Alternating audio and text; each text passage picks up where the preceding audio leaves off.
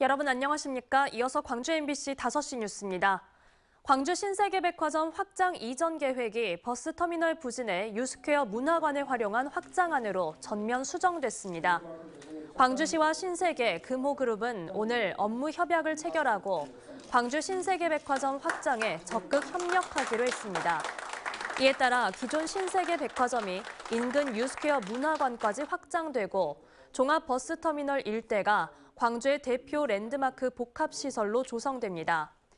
또 광주시와 신세계, 금호그룹은 지역 인력 우선 채용 등 다양한 상생 방안을 마련해 지역 발전에 이바지하기로 했습니다.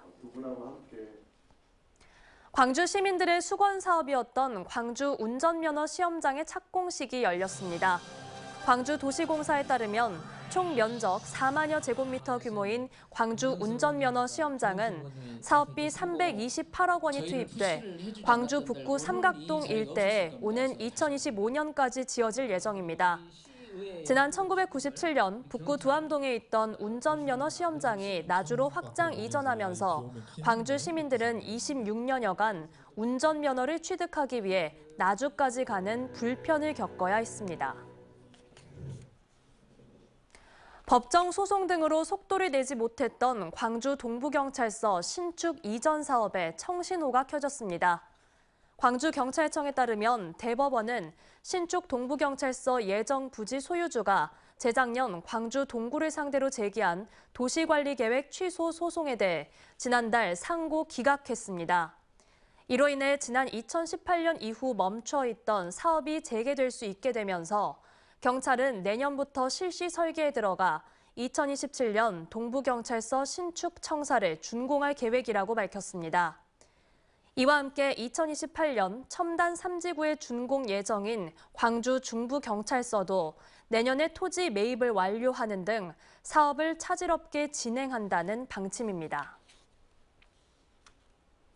광주시가 지원 중단을 발표한 빅그린 산단 공동직장 어린이집 운영비가 시의회 예산 심의 과정에서 부활할 걸로 보입니다.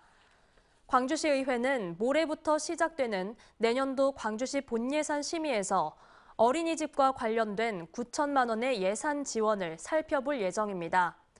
광주시는 역대급 세수 부족과 낮은 시설 이용률을 이유로 내년도 예산안에 어린이집 운영비를 편성하지 않았지만 광주형 일자리의 사회적 임금 약속 파기 논란 등이 일자 시의회가 지원 검토에 돌입한 것으로 확인됐습니다.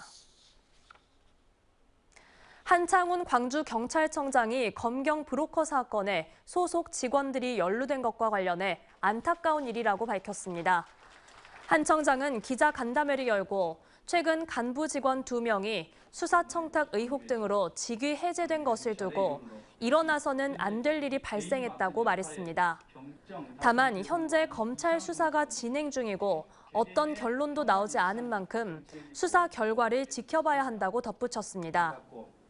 또한 최근 피의자 도주 사건이 잇따라 발생한 것에 대해서는 종합 개선 대책을 마련해 시행을 준비하던 중 도주가 재발했다며 허점이 없게 대책을 시행하겠다고 강조했습니다.